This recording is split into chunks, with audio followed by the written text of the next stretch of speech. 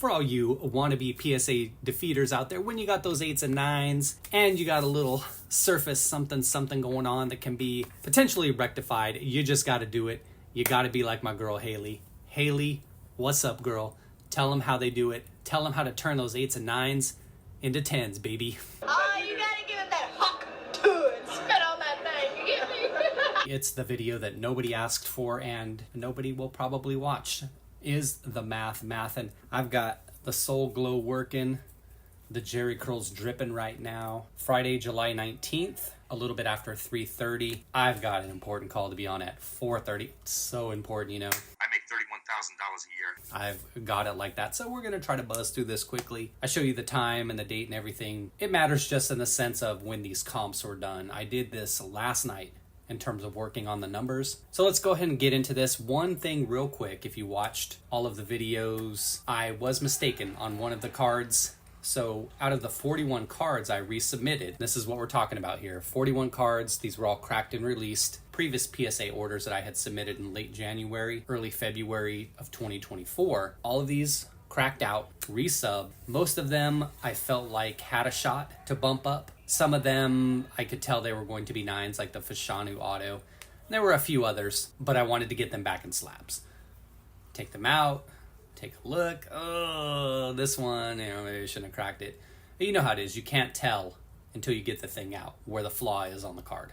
Just how it is. All right, so let's get into this real quick. And got the red shirt on. Will we be in the red? Will we be in the green? The black?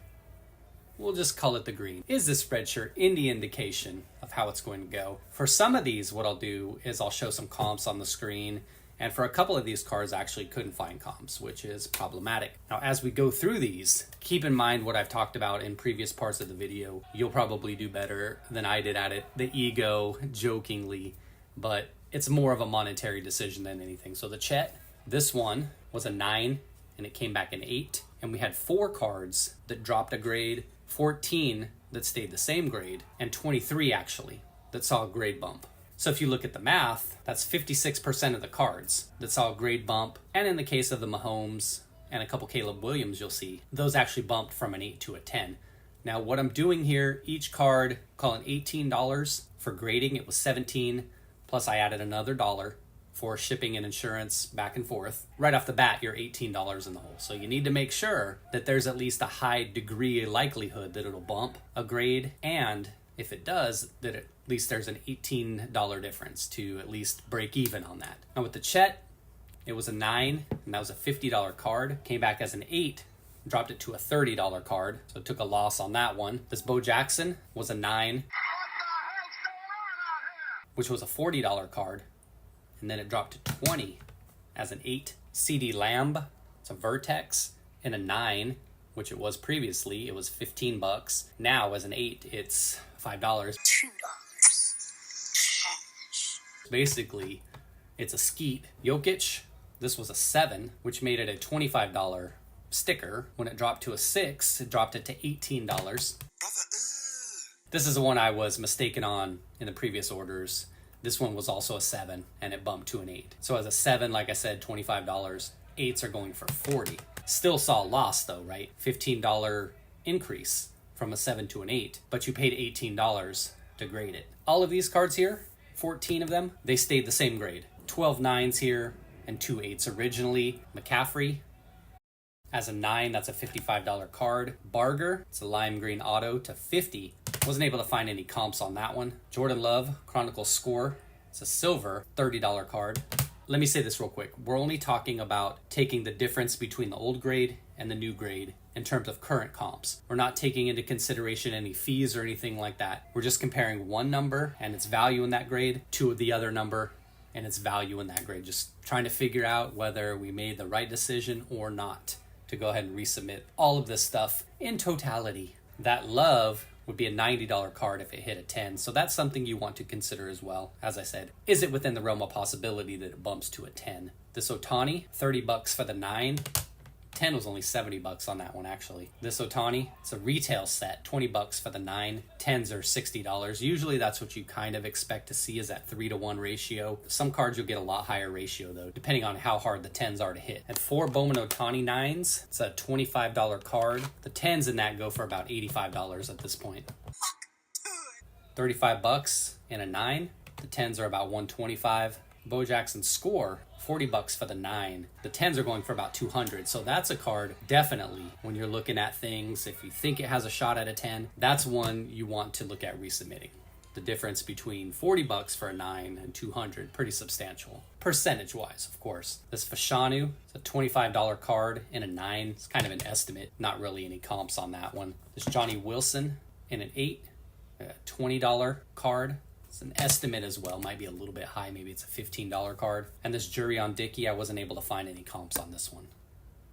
All right, now we get into the cards where we saw some W's. This Tatum, Optic Red and Yellow, was 40 bucks and a 9, $100 for the 10. This Jabari Smith Jr. Prism Silver was $15 and a 9, it's worth 65 and a 10. This Ohtani Black Gold, I talked about this in previous videos. This card wasn't worth resubmitting. In a 9, it's an $18 card somehow, but in a 10, it was $35. You would expect to see it a little bit higher than that. The aforementioned Bowman card, 25 in a 9, 85 in a 10. So Ohtani Rookie of him pitching, 30 bucks for the 9 and 110 for the 10. So you see little victories. You're seeing $20, $30, $40 per bump. The math only mathed because so many of the cards bumped. This Ohtani here, him pitching in the red jersey, 30 bucks and a 9. And you saw in the previous card, it was $110 for a 10. This one, only 70 bucks. Probably has something to do with population. I didn't look into it to see if that was the case. I had 2 of these retail cards, him pitching. These were $20 and a 9. Now they're 60 bucks and a 10. Ohtani, a guy, Eric was asking me a couple weeks ago, from when I'm shooting this, you'll see this way later. He was asking me about when I get a graded card order back, what do I sell? What's the mentality? For me, a lot of this stuff gets dumped unless,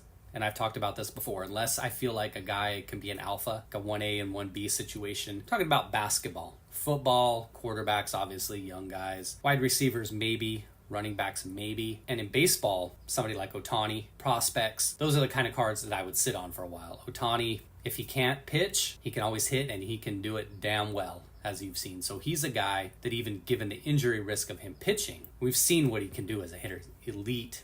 This guy's smashing home runs, stealing bases left and right. Dude's amazing. The guy is amazing. That's a guy I would list his cards, probably above comps, and if somebody comes along and buys it, so be it. But I'm comfortable sitting on his cards. There's very few guys like that I would be comfortable sitting on their cards. Jokic would be one. We were talking about that in terms of the stickers and everything like that. SGA, probably, just because I like him and I like Oklahoma City and I like their direction, even prior to this last season. So that's a little bit of the mentality, things I think about. A lot of stuff just kind of to dump. Ohtani Heritage, $35 in a 9 to $115 in a 10. You see a little $80 bump on each. It's cards like these, I guess. Mojos, James Wood, at least since they're already in the show, something I probably might look to dump if they have a hot streak. But I would feel comfortable holding these as well because these guys both look to have pretty solid futures. This James Wood Mojo was only 10 bucks in a 9. It's 45 bucks in a 10. All 4 of the LE Mojos that I had submitted that previously got 9s, which they were 30 bucks in a 9, they all bumped to 10s, and those are 90 bucks a piece now. I know his market was down a little bit heading into the season, but he's been doing his usual exciting thing, the batting average, but over with the audience, right? So they love the guy. James Wood, they don't seem to love him as much right now. This 2023 Caleb Williams was 10 bucks in a 9 and about 50 bucks in a 10. Both of these Caleb Williams previously came back as an 8. I felt like they were 10s when I submitted them originally, resubmitted, and they came back as 10s, as you can see. As 8s, they were worth about 10 bucks, and in a 10, about $60. Despite the ugly jersey, what card would you rather have? Ugly practice jersey guy or the nice USC jersey? But of course, this was the first year here, 2022, with the license. They did the best they could, but as I've talked about before, stark difference between 2022 and 2023. I like what they did. Big time upgrades. Ugly mustard colored practice jersey versus that sexy SC Trojans iconic jersey. 2021 Don Russ, Justin Fields, press proof red. In a 9, it was about 10 bucks. In a 10, only about $35. So something probably didn't want to resend given the $18 price tag to grade it. He's a guy you probably sit on a little bit, even though I kind of think he's a bum. A guy you sit on because his market's super low right now. Could go lower, could go to zero. I don't know. I'm usually willing to take that risk. Ayuk, it's $20 and a 9 and about 50 and a 10. Trade rumors out there. He's requesting a trade. Usually when a guy gets traded, you'll see a bump in his cards. This guy, going from one of the best teams, where else could he go that would be as decent? There are very few places he could go where you would see a bump, right? Philly. The Eagles are so much better than Eagles. No. Baltimore, Cincinnati. Cincinnati. Yeah, you get the point though, right? Jonathan Taylor, right about the same range, $20 for a 9 and about 45 for a 10. And this final card, Mahomes, that was an 8, that bumped to a 10. $10 for the 8 and $60 for the 10. Once all the numbers were inputted into the spreadsheet did what it do, came out $317 ahead. $317, all that work, all that effort, all that risk on my part just for $317 on paper dollars. What can I say? I'm thrilled. Came out ahead, potentially, at this point, which means it was worth it. As you've seen, you heard me talk, we can go through individual cards and say, hey, should have resubmitted that one, shouldn't have done the other one. Truthfully, I didn't look at the numbers ahead of time before I cracked, because that wasn't really my objective. The objective, as I said, was kind of feeling like a couple of the orders, they really did me dirty. I felt like I had a better eye than that. I'm aging. The eyes are getting worse. But as I said, I've graded 1,000 cards at least in the past. I felt like I'd know the difference between a 9 and a 10, or at least the difference in a card that had a pretty good shot at a 10 that I felt like was at least a 9, that had at least a 50, 60, 70% chance of hitting a 10. I felt vindicated when the order came back. When some of the orders originally came back, I was questioning life and my existence in the grading card space. I think in particular it was orders number 2 and 3, and I think there might have been one other one where I was like, wow, got punished. The one order that came back from New Jersey, out of the 6 graded card orders from earlier in the year, that one they punished me the hardest on. Go figure. What's going on in New Jersey? Fingers crossed every time I get an order back now that I don't see it coming back from New Jersey. But again, $317 gained on paper with all the grade bumps. 56% bumped. I feel pretty good about this. As I talked about in previous parts, it should generate some discussion in terms of the subjectivity of it all. And I guess I'll just let the video go out into the internet world, see where it goes, see what people have to say about it. Subjectivity, no matter what, as I always joke about, PSA, much like Pedro said of the Yankees, their daddy, you're going to keep going back regardless of how dirty they do you. You're going to keep going back because secondary market values, that's basically all that matters. If you're talking about flipping, if you're talking about keeping things in your collection, you can make different choices in terms of where you go to grade. But this video, the way it's done, the way I talk about a lot of things, it's more for people who are looking at investing and whether or not they should be submitting cards. So keep that in mind with everything I talked about. And I should have given that disclaimer at the beginning of the video, was the things I'm talking about here in this video done strictly from the perspective of somebody who's looking to buy singles or rip wax, pull singles, send them off to PSA and send PSA 10s and 9s out into the world. Again, like I said, if you're looking to do things just for your PC, just for fun, then you can look at a different route. But as long as PSA is the king, then we'll let Pedro take it away.